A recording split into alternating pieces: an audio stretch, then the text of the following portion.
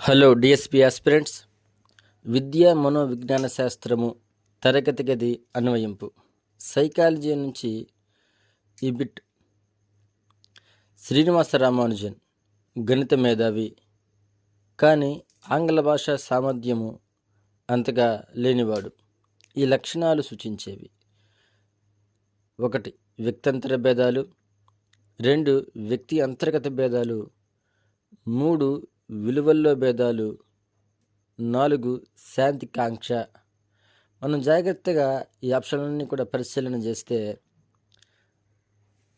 దీని సమాధానం శాంతి కాంక్షతే కాదు. తరువాత విలువల గురించి మాట్లాడటం లేదు కాబట్టి విలువల భేదాలు కూడా కాదు. తరువాత వ్యక్తంతర భేదాలు, వ్యక్తి అంతర్గత భేదాలు. ఒక మనిషి గురించే మాట్లాడుతున్నారు కాబట్టి వ్యక్తి అంతర అంటే ఇద్దరు మనుషుల గురించి మాట్లాడాలి కాబట్టి వ్యక్తంతర భేదాలు కూడా కాదు. సో దీని సమాధానం వచ్చేసి కంపల్సరీగా సెకండ్ అవుతుంది.